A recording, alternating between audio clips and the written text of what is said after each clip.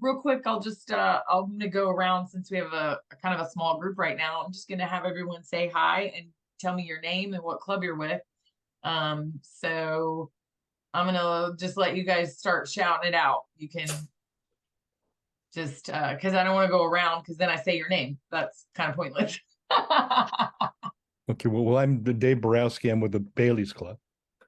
And I'm David Feld with the Bayless Crossroads Club. Pete Anderson with the G Crystal with- City Pentagon Rotary Club. And Tyra G with Tyson's.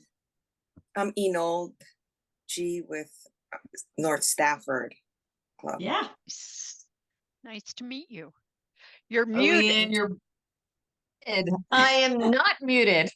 This is Leanne Poland with the Stafford Club. I'm Sheila Brennan. I'm the immediate past district governor. I'm with the Vienna Club. and I'm Renee, and I'm with the Stafford Club. And there's Linda Good Hall. Hi there. We're just introducing ourselves. So Linda, if you just want to say your name and what club you're with. You're muted. You're muted. She knows it. She's grinning. Hello. Hi. Hi. All right. If you just want to say your name and what club you're with. Sure. Hi, I'm Linda Hall. I'm with the Arlington Rotary Club. Hello. Hello. Well, it's awesome to have you guys here today. Rotary 101, the purpose of Rotary 101 is so that we can all kind of get to know each other better. We can get to know the district, understand where we fit in big picture Rotary, and kind of talk a little bit outside of the box about the zone and Rotary International. I've also got a list of acronyms that Amelia provided, which is fun. So we're going to kind of go through a list of acronyms today. And then we go from that little section of Rotary 101. The next section is we have a visitor from one of our district teams. And today we have David Feld with our environmental committee, and he has a different name for it. I know I've gotta write that down. Because we can do what we want. And if we have a particular name we want to call it, that's what we'll call it within our district. But he is a proponent for the environment on our district team. So he's going to talk a little bit, and then we'll do a Q&A at the end. The reason we say, yes, David. Leanne Poland is also going to present. Oh, that's right. Leanne's here as well with environmental, and she's such a great addition to our district on several levels. Working with membership as well, and personally helping our club with a big event that we have this weekend. So I value your time. Thank you for being here with us, Leanne, today. Both of you, David and Leanne. So, well, the reason we do Rotary 101, it came from last year. Sheila Brennan, the District Governor Sheila Brennan, started a program called Conversations with the DG. And she would invite members of the district to come and kind of hang out with her, ask questions, and they would just have open discussion. And then talking amongst my And district then look governor. at my twin babies. Right. She's a proud grandma, great grandma, Great grandma. show off. And so then I talked to some of my district governor classmates in districts in other parts of the country, and they did something similar, but there was an educational component to it. And they would call it like coffee with the DG or whatever, but the conversation would be around kind of educating newer members on the Rotary family and where we fit in. And then also having conversations with people that have been in Rotary for a while so they can share with us their experiences and challenges and successes, so we can all learn from each other in that way. So in the way that it's a Rotary 101, I'm not here to school anybody, but it is a basic course on what's Rotary. And then I encourage anyone who enjoys this to take it to the next level. If you're a new member of Rotary or someone who hasn't done this yet, we have a program called the Rotary Learning Institute, or Leadership Institute, sorry. And I say Learning Institute because for me, having the word leadership in there makes people think that it's a leadership course. While there are leadership components to it, it is not designed for somebody in Rotary who wants to do leadership next, and that's their next step. What Rotary Leadership Institute is, it talks about what Rotary leaders do in the community. Rotary RLI 1 is a bit more about your four walls of your club, what you can do in your community. Then RLI 2, which you take on separate days at separate times. RLI 2 is a whole day course that delves a bit more into bigger picture of Rotary, kind of how you fit in your district, maybe talks a little bit about the zone, some bigger picture team building stuff. And then Rotary 3 is basically a bunch of people sitting around smoking cigars and talking about this is this is how we're going to save the world, y'all. But it's fantastic to experience all 3 levels of it. I really enjoyed it myself. So I encourage you, this is a great first step. I encourage you to get into RLI for more knowledge about Rotary. And then at the district level, we always have trainings available. When we have our secretary training or our treasurer training or any of those kinds of things, that is not only for those people that are holding those positions or will hold those positions. That is also for people who are just kind of interested in learning, what is that? What does that job entail? What are people that are doing that job? How are they experiencing it? Are they enjoying it? What are they learning from it? So it also has a dialogue portion and it's a workshop. So any of the DTAs that are coming up tomorrow or tonight, all the way through to the middle of October, those are open. Let the members of your club know, or if you're new, if you want to experience some stuff, they're only an hour a piece. Okay, so I'm going to get off my soapbox. I'm going to get started on what we're here to talk about today, which is learning a little bit more about our place in Rotary. So I'm going to share my screen and I'm going to start with what we have as this is just kind of a chart to show you the leadership in our district and the folks that have accepted the responsibilities of certain positions within our district team. So you can kind of see big picture. This is what the district looks like. And this is this is a drop in the bucket of the actual number of volunteers, because behind every single name you see here, there's a team of people that are helping. So this is not the total list. This is the primary contacts or the chairs for these various committees. And so you can see we have a lot of people. And then this is the assistant governors. We have our administrator of assistant governors, but our assistant governors, there's one for each of the areas of our district, of which there are 12. One of those is just Paula's position, but the other 11 have clubs in them, is the best way to explain it. So we have 11 areas with folks. You can see area 1 is Paula. Area 2 is over in the Piedmont, where the Blue Ridge Mountain clubs are and everything. And these are regional. This is based on location, nothing else. And so in the Peninsula and Northern Neck areas, area 3, area 4 is right in my neck of the woods here in the Stafford, Fredericksburg area.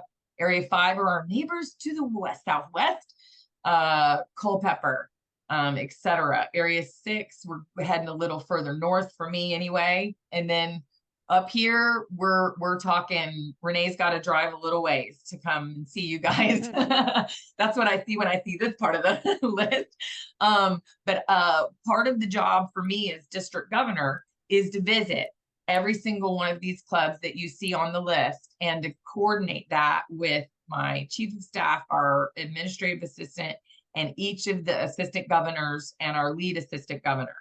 So when your club is trying to schedule the visit and you're having feedback, and we're trying to work out a date, I just want you to remember all of this list you're seeing, and every single club in the district is trying to do the same thing at the same time. So that's why sometimes there's a lot of back and forth. We're trying to work around my personal schedule, the schedule of the assistant governor, the schedule of the club. And then for some clubs who schedule out, I give them a hand. They're programming for 6 months at a time. They have to try to fit us in somewhere. And so there's a lot of back and forth. Just that way people can kind of get a better idea of why it takes a while to schedule the visits to all the clubs. So then each of these folks has a part to play in the running of the district. And when I say the running of the district, we're not in charge of anything except one another. We're all volunteers. We're all working together. We're trying to fulfill the needs in our community, and we're trying to make sure that our clubs have all the resources and information that they need to function and produce in their community. So that's the reason for the district. We exist to support. We get our information from other levels of Rotary, including the zone, which is kind of the regional for us, and the RI, Rotary International. I'm gonna move this bar, which always gets in my way. And I'm gonna go over here. The next thing we're gonna look at is, I'm just gonna fan out and we're gonna go to the zone page. Zone 33, 34. Let's see where we can look at a map here. This is Jeremy Hurst. And so he's the director of zones 33 and 34. Where does our district fit in the zone? I wish I had turned it to the map. Let me see where we might have the map of the zone. Maybe under zone coordinators, so we can see where everybody is. Nope, we're not gonna have a map there either. All right. If anybody knows under what tab the map might be, that would be. I'll find it for Oh, you. zone map and websites. Hey guys, maybe Zone it's map. under the tab that says we're all learning. Okay, so this is the map. So you can see District 7610, we're nestled right up here in the top right-hand corner of the zone. Zone 33 exists right about to, this is zone 33, stops right here, and then begins zone 34, which is Georgia South. So zone 34 also has all these babies inside of it. And you can see the listing out here, which makes it a little more understandable, but 20 and 30 are kind of out there in the water there. So here are all the districts that are included in our zone. So basically what I hope that you understand is that Jeremy Hurst has a big job. He needs to pay attention to membership numbers and foundation donations and service project activities, grants, everything else for our whole zone, so he can make sure that everybody has the information they need and that we're all following the rules we need to follow in order to be able to represent Rotary. So he's got a big job. Behind him will be Patrick Eakes. For any of you that were in attendance at the membership summit, you were able to meet Patrick Eakes. And so he'll be the director in 2024 through 2026. Their terms are for they sign up for a 2-year gig. And so that's where the zone is. And then obviously our next level is Rotary International. I don't need to show you a map of that because it's the globe. There are 1.4 million Rotary members and Rotaract members. And I'm using that term. I know you guys are used to hearing the word Rotarian, and that is something that we've used since the beginning of Rotary. However, they're trying to pull us away from that a little bit now that Rotaract is a membership level. If we say the word Rotarian, we're being very singular in that we mean people in Rotary. And Rotaract is a membership level, but also a completely kind of different program.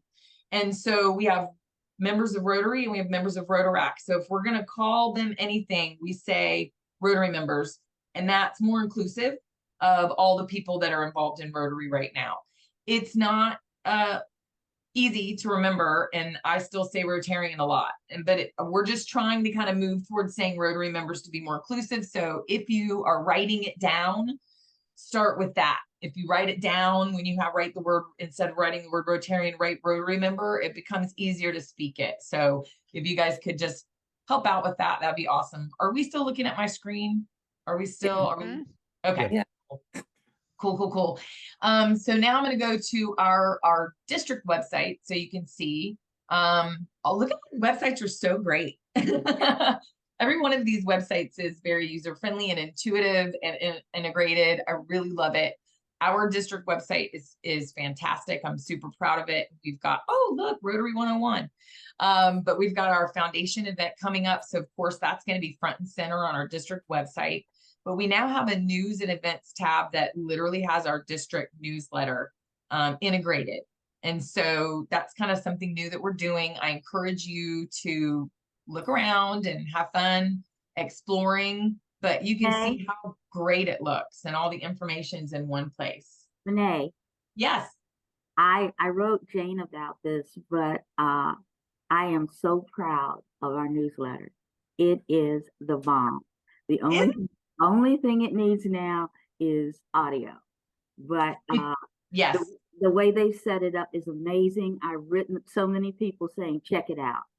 Thank And you. Thank you, Tyra. Yeah.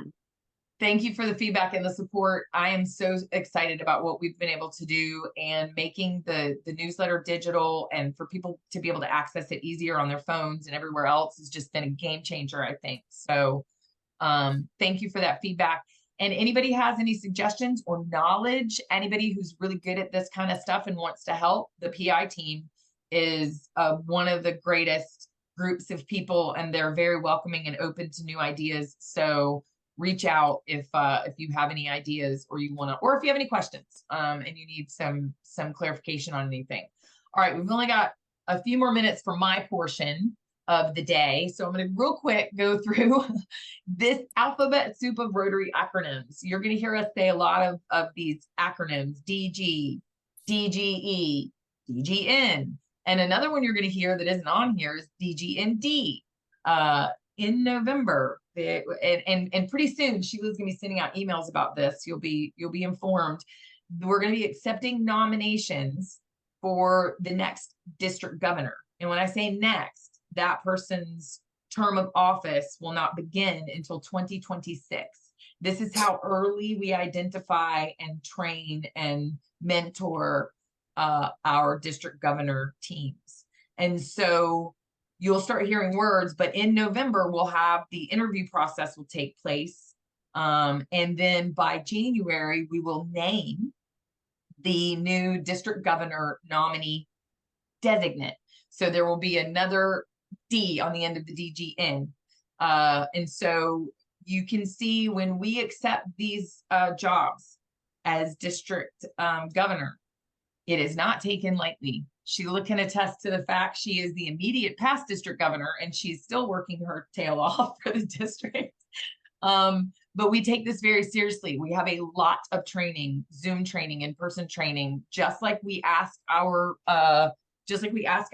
club members to do, to be more informed and to be prepared for their jobs. We do this for district governor. So you can see how early they're identified, 2.5, 3 years out, and we begin training immediately. And so I'm actually, right now as the district governor, I still have a training session coming up in October, a summit that I'm going to.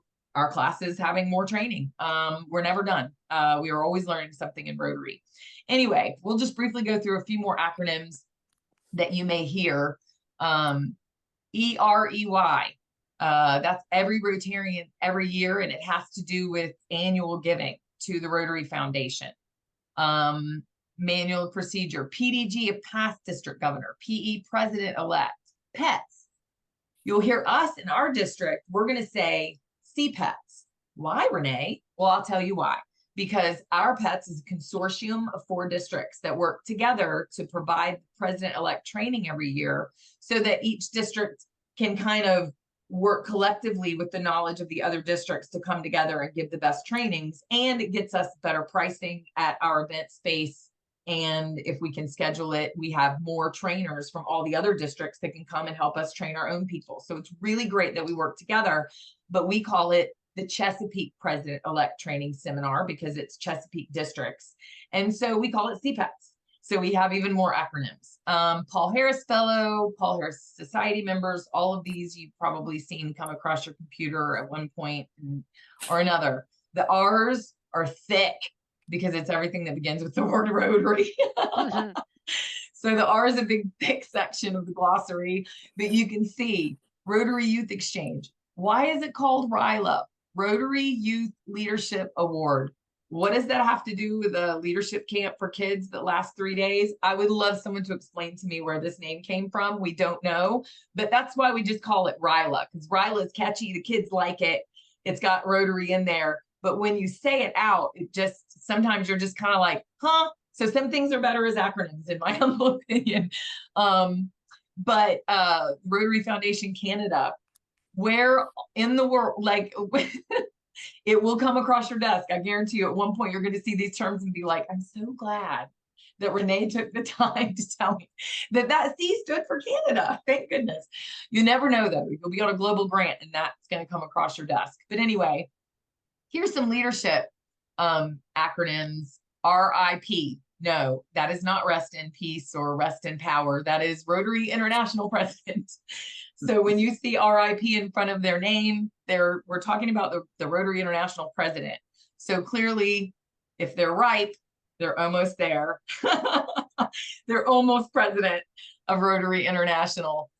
There's also RIPN, which isn't on here oddly enough, but RIPN is the Rotary International President nominee. And so right now that person was just announced and they're from, I believe Brazil, but I don't want to mess up their name, so I'm not going to say it. But the RIPE right now is Stephanie Urchek from our zone, and she's located in Pennsylvania. Okay, so just going to touch super briefly. This is DACDB. And so DACDB is one place where you can go to have direct information from our calendar about everything that's going on in the district. You can look at the names of all the clubs. You can look at what areas they're in. You can register for things. DACDB is the district and club database. It is for our district, for information for our district members. Depending on your security level, though, someone like Sheila, who works with multiple districts when she does registration for the CPETs, she has to have a higher access so she can look at other district members and email them and communicate with them as well. So for her, it's a multi-district club and database. For us, it's our district and the clubs that are within it. But you can look up Rotary members all over the world using DACDB. So I encourage you, there are DACDB University courses, there are courses within the system. I encourage you as a new or experienced Rotarian to explore DACDB. It's extremely useful in any position you hold in Rotary. And then finally, My Rotary, which is the central login where you can get information pertaining to yourself and your district or club, depending on your security level again. But it also can give you your report for any of your financial donations that you've made to Rotary. You can set up financial donations through here. You can look at report history of any of your membership stuff. For me, I have district information and my own club information in here. But the biggest thing is, this is where the learning center is. This is where you can go and learn about every position or anything that has anything to do with Rotary that you want to learn about. And they'll give you a certificate so you can show other people you did it if you want to. Rotary Club Central is where club leadership goes to put in goals and keep track of what the club is doing. Grant Center, membership and foundation reports, these usually have to do with the job that you hold within your club. The Brand Center is open for everyone. We all need to be sure we're using the most updated brand information. And if you have a Canva account, you can link our color coding system for all of our branding material to Canva account. And those yellows and golds and all those colors in between will all come out in the proper Rotary colors. What? Anyway, I'm going to stop there and hand over the controls. Let me stop sharing. And then I'm going to hand over the mic to the environmental team. Do you need to share a screen, or are you I don't need a screen. I think Leanne will need to share a screen. Okay, I'm going to do multiple participants can share simultaneously, and I'm going to mute my microphone unless you need me for anything else while you're talking. All right. I'm David Feld. I want to talk to you about some of the opportunities that I've noticed over the last month for supporting the environment. Turns out that we're not the only one in this game. There's been a lot of groups doing environmental support starting many, many years ago. And I took the initiative, or with our committee, took the initiative to start looking at who is doing this and what organizations would be best to begin our relationship so that we can learn from what they know, as well as for them to be aware of what we're trying to do or what we will be doing in the future. And one of the first steps that I took was to meet with in my area, the Northern Virginia Soil and Water Conservation District. Now, I'm with the Bailey's Crossroads Rotary Club also, but there are about 10 other Rotary clubs within the jurisdiction of the Northern Virginia Association of Conservation Districts, excuse me, Northern Virginia Conservation Districts. Each county in Virginia has a conservation district. They're related to the U.S. Department of Agriculture Soil and Water Conservation divisions.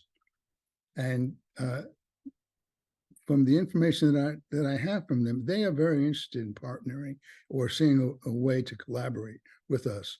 And through these discussions, a meeting was organized with the National Association of Conservation Districts, which includes all the conservation districts in the country. And I had that meeting. And I had that meeting last week. That was the first meeting we're going to have.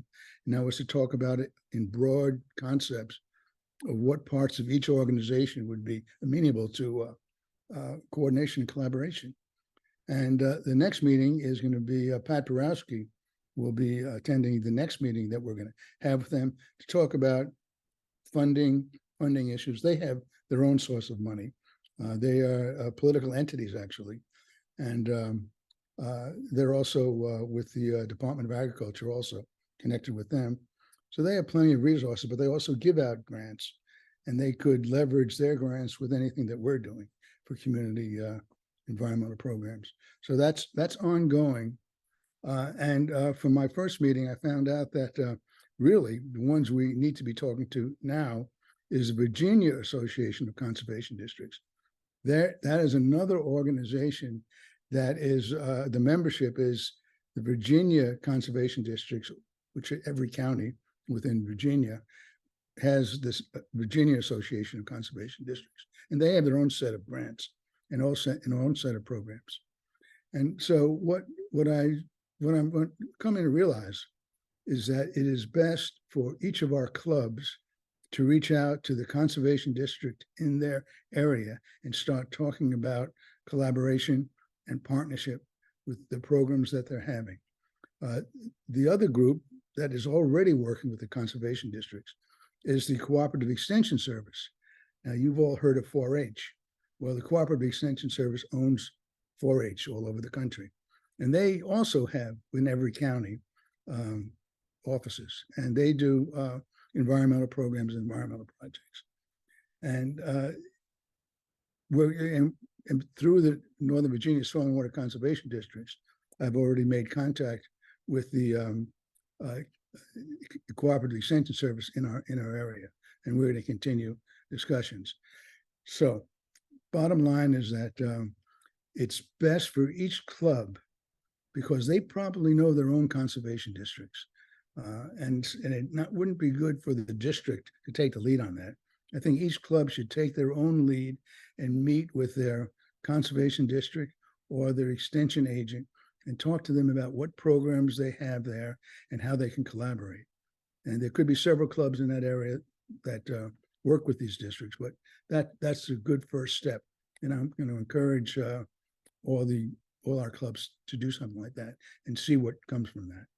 I'm going to stop here because I want to leave Leanne a lot of time for her presentation, and we have several other items to talk about. Maybe it'll come up in the question and answers. So Leanne, why don't you take it from there? First, I'm going to unmute. Thank you. And I will share just a couple things. Share my screen.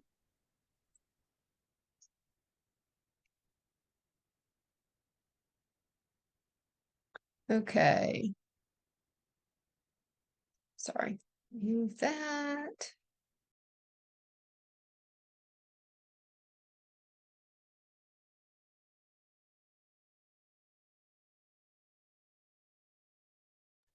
Leanne, you're on mute.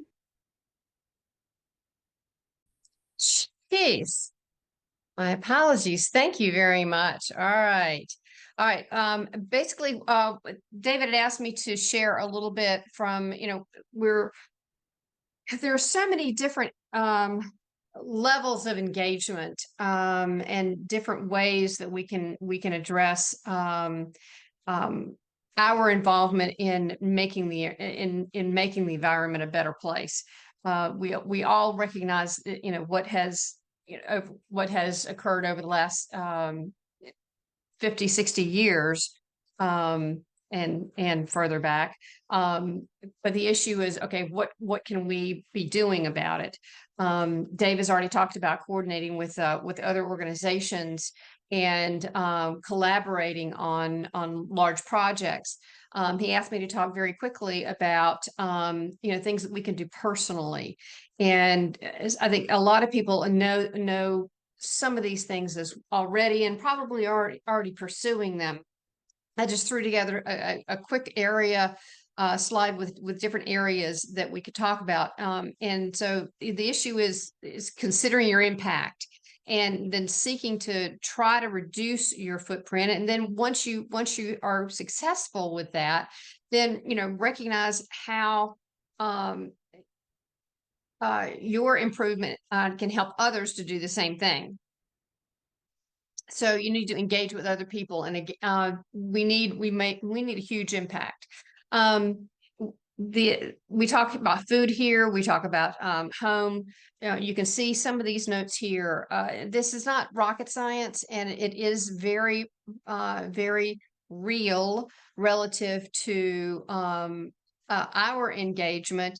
A lot of it's not comfortable. A lot of it's not what we've always done.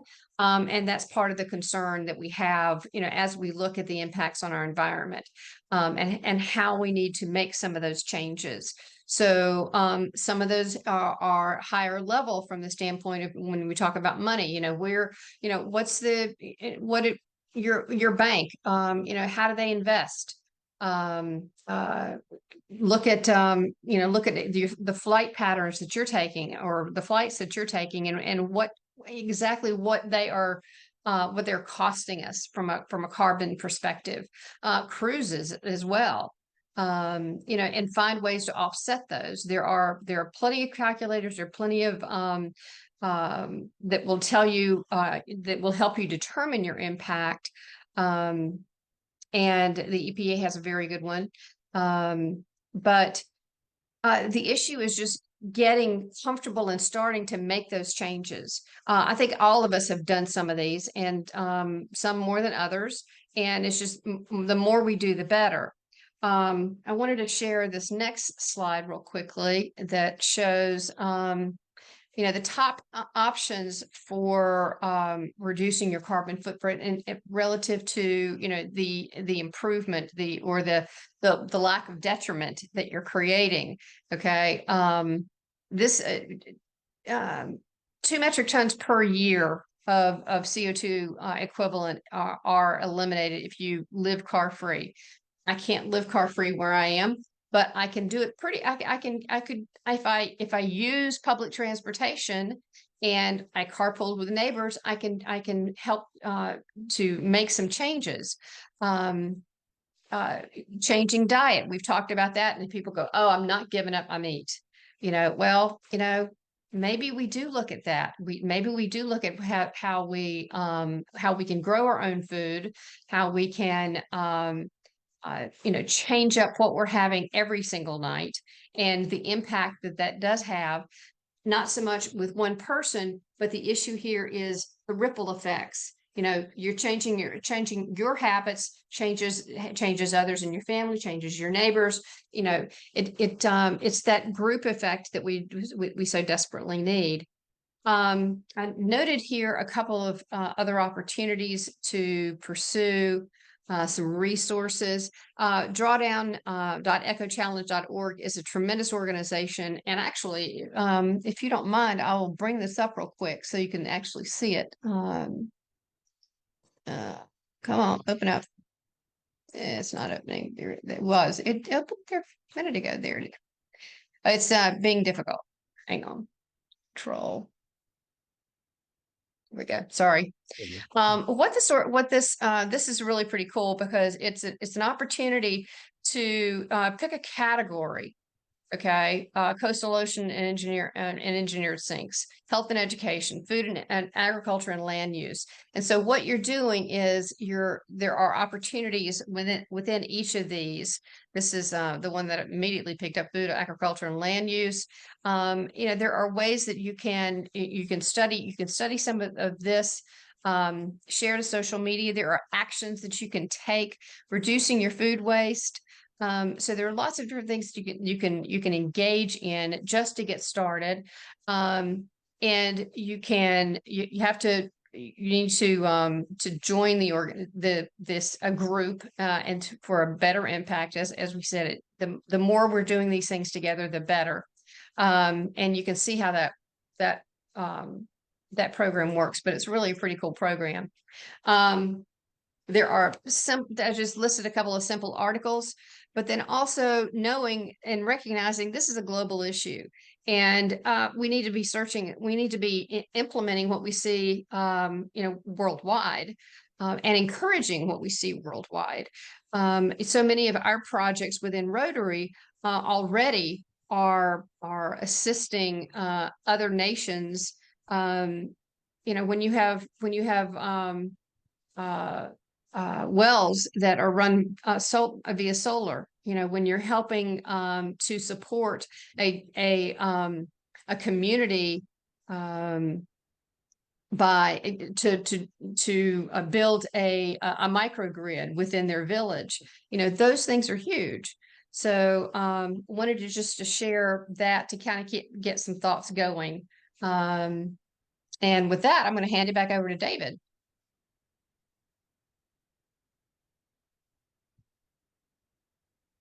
Well, talking about membership now, first of all, that was a super duper membership summit. I really learned a lot.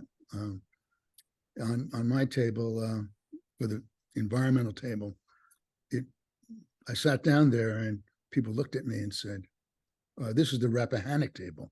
I said, oh, well, for 20 minutes, we're going to talk about the environment then. And so they had their lunch, and then 20 minutes we talked about the environment. But they've done a lot. They have done a lot. And one of the things I recommended to them, and what we did in Bellas Crossroads, is we set up a separate environmental group within our club that would report to the executive committee, because each of the areas of service have an environmental component.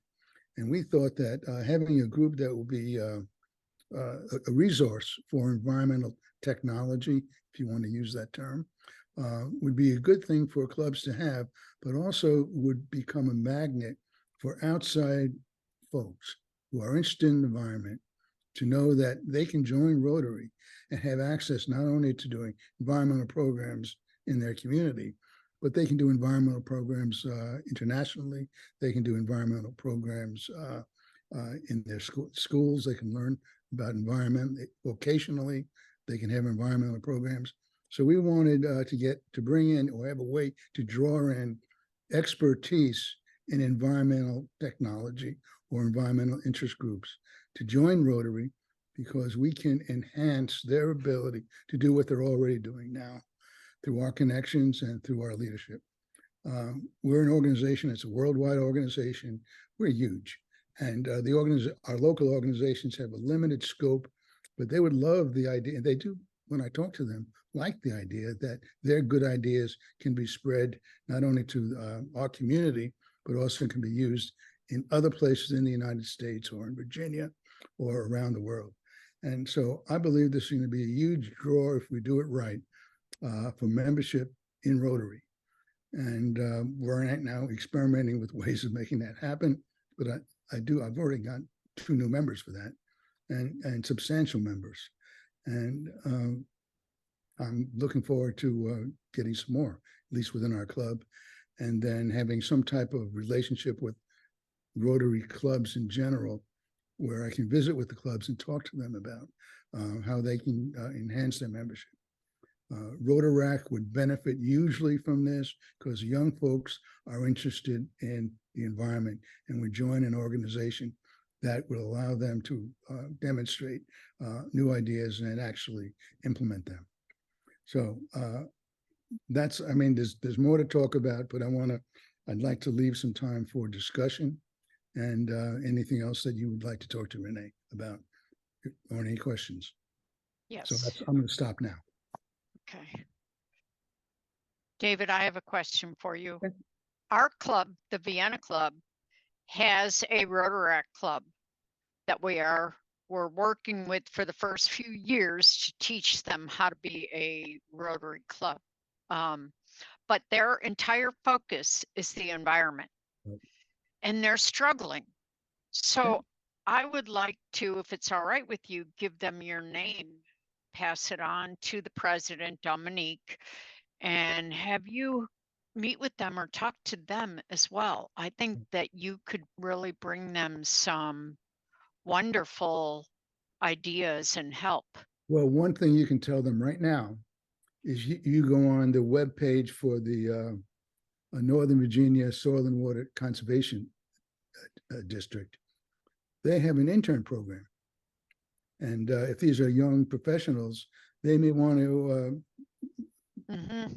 whet their experience with the Conservation District and help them out in implementing and devising environmental programs. Now, I don't know whether it's a paid job, it might be paid, but it may just be a volunteer position that if they're college students, it might be useful for them to pursue. So that would be one thing that they can do. That's why I'm so excited about working with the conservation districts, is because you go to their website and you'll see what they're doing already, and you say, wow, if we can only be doing that much. And so thank you. And they would love the fact, because they're having trouble getting interns, because Exactly. they're not advertising properly, but Right. they're doing it now. Thank through you. you. Okay. That's it. Does anybody else have any That's other a Signy questions? had one. Yeah, I do. That's on you, Thank Signy. you. Yeah. So, thank you, David, Leigh, and I joined this call specifically to hear about this environmental component. So again, I'm Linda. I'm with the Arlington Club, president this year. And one of my priorities, so I retired from an environmental career, and I also see huge potential for clubs and large numbers of clubs to get more engaged in the environmental arena, that Rotary has recently adopted. So I appreciate your initial ideas. I'd love to maybe connect with you two offline and just do some brainstorming, but a couple, I think we can play a huge role just in educating people like you just did, Leanne, with your presentation, and we could take that to hundreds of people, without hundreds of Rotary, what are we calling them now? Not Rotarians, but Rotary members. And that could have a big impact in and of itself. But I also really like your broader thinking about partnerships with other organizations and, combining our reach and, maybe our grant funds or our, elbow grease with them. So anyway, I just want to express appreciation for the initial ideas. I'm really interested in being an active agent in this and would love to talk to you guys more about how to do it. Well, Linda, you already are an active agent, because a great project on 4 Mile Run, or was it 4 Mile Run, or what? We've done cleanups on 4 Mile Run, and I think that's all good. But I guess I'm a little more ambitious than just picking up trash on the stream. Correct. I'm not to denigrate that. I think that's a great way to be out in the community and to make things look prettier, for people who hike and bike there, and certainly better for the wildlife. So it's all good, but I'd love to really increase the scope. One thing I'll just throw out as an idea is e-waste recycling. So we could, I think, fairly easily, famous last words, get that kind of thing going, even just starting with my club or a few clubs. We all have old Kindles, cell phones, chargers around the house. Those contain precious metals, but also toxic metals. And they can be safely recycled, and a number of local businesses do it for free. So that's one idea I would love to explore. But yeah, kind of the sky's the limit, really. And bottles is another thing. Fairfax County doesn't pick up bottles anymore. at least in our area. Yeah. You got to go to another place to pick them up. So Yep. there's lots of Anyway, opportunity. yeah, thank Thank you, you. Linda. Good job. Who else we got? Emails? This is Signe. Signe, yeah. Yeah, could I make a comment? I am so excited that these resources are available. I didn't know about them. There are, like Linda, a lot of people who are already doing conservation professionally in Rotary. I ran into an oceanographer the other day, also a very eager and active Rotary Club member, sorry. I too do pickups and so forth, but what I'm more concerned about is the larger scale, because you and I can curb our personal expenditure of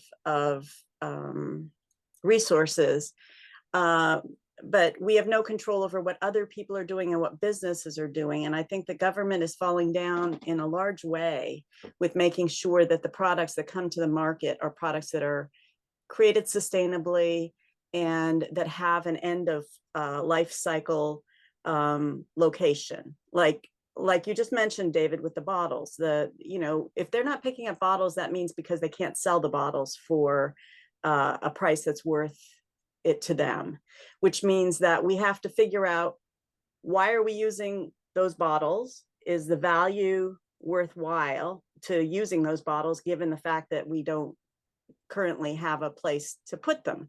So I think that there's something missing from our decision and our decision-making processes as a human being, honestly. And I do think that advocacy with our local government and with our large businesses and even small businesses is a really great tool to add to this toolbox that you've presented us with. Because, for example, people will do the cheapest thing that they can if they want to have a successful business, not realizing the impact. Like takeout places still using styrofoam. Why are they still using styrofoam? It's inexpensive, but we will have it with us forever. So what is advocating with your local government officials, I think, is another tool. And the other thing to not forget is that there are all kinds of technologies out there that people aren't using on a large enough scale. So that's another way where I feel that we could advocate for cleaner energy using products. The microgrid thing that Leanne mentioned, my brother has a Prius, which not a Prius, a Tesla, which I'm always kind of complaining about that, because you're still using fossil fuels to generate the energy that fuels the Tesla. Well, he has a solar panel that he uses to charge his Tesla. So actually he's not. Really? Wow. So I could go on forever, and I obviously already sort of have, but I would really love to work with people on this. Well, Signe, a lot of these governments have, these organizations have committees that they look to. And maybe what we can do in Rotary is we can make it easier for folks to find these committees that they can join, that have input to the decision-making of the various governments in our area. They probably have, I know they have road committees and they have sanitation committees. They have committees like that. They have multiple committees. And if we can get Rotarians who are interested in the environment, but one of the things that we should be doing in Rotary is coming up with a plan, or coming up with a, not just random comments, but coming up with a solution that we can present to these committees, that they can say, wow, not only are they suggesting something, but they're also providing an implementation mechanism that we can try out on a pilot basis. And I'm a big fan of pilot programs to demonstrate efficiency and practicality. And when things go wrong, they go wrong on a small basis. And if you have a successful pilot program, governments are more likely to say, well, let's give this a little bit of a bigger try, and they might expand it. So pilot programs are important. And that's what I believe that Rotary will be very strong and powerful in doing, because we've got the leadership, we've got clubs, we got clubs with association with other groups, and we can do pilot programs. So I'm a big fan of pilot programs, and you're talking the same language that I'm talking. Thank you. That's good. And We're on the I'll add to committee. this conversation by saying Rotary's we're this close to ending polio, and we know that by 2026, 2027, the goal is that it will be eradicated worldwide. That's where they're putting their finger on it. And the question is already being asked, what's our next big project? What is next for Rotary? And mental health issues are at the top of the list, and especially with Gordon's mission this year.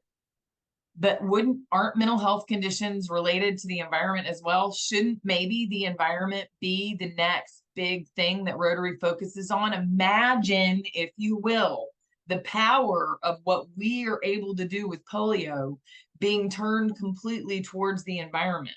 Not just the money, but the awareness. Not just the awareness, but the people that it draws to our organization who are environmentally minded, who are looking for a way to make a difference in their community. So I would encourage you, maybe David, you could take the lead on this, but I would write an article to put on the Rotary blog, why this should be Rotary's next big thing. Why it already is Rotary's next big thing. We just need to finish polio so we can make this the central focus. But we always have to be careful. We can't take our eye off the polio prize. We have to finish our job there, but we have to be prepared for what's next. I think it's the environment personally.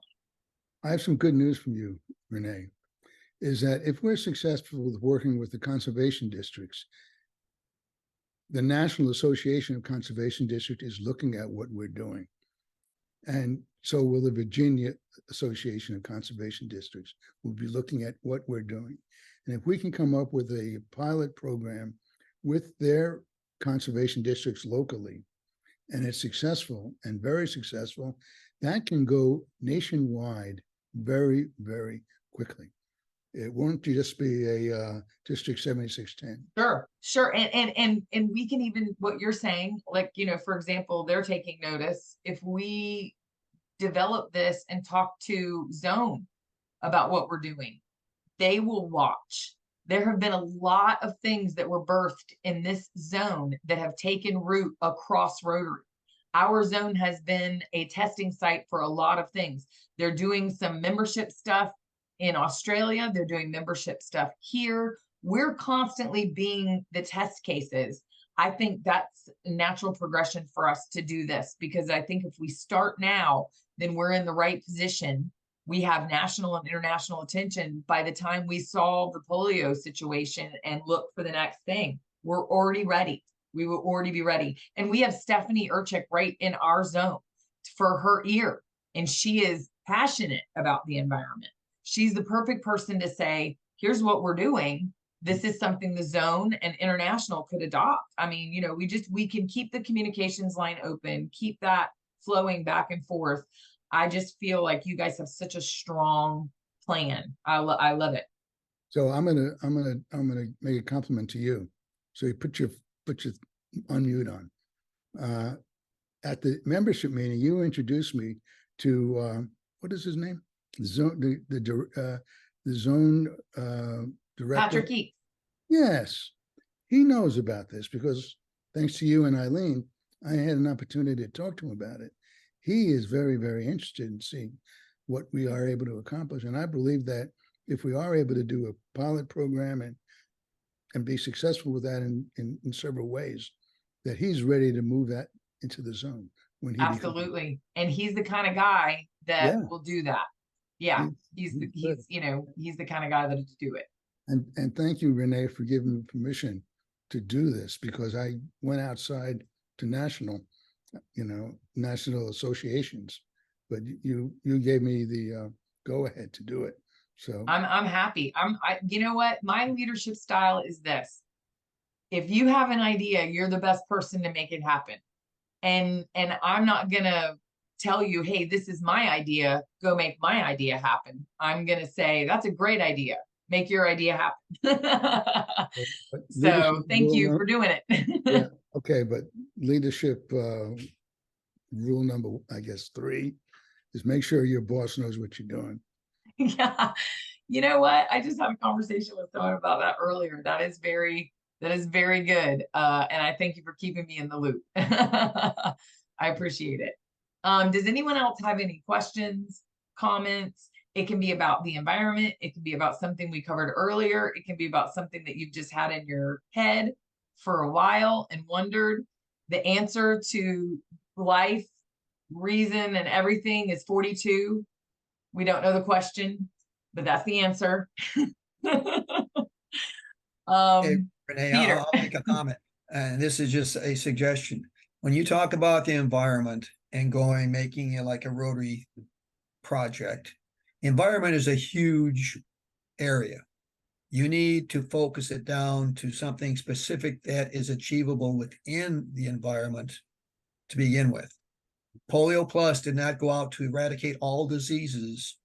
Yep. Begin with, they've necked it down to polio.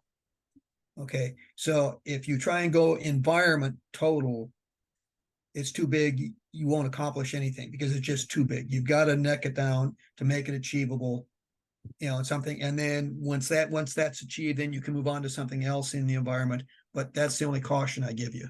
Yeah, that's smart. Scaling, right? There is a focus within the environment. Yes. Right. That's exactly right.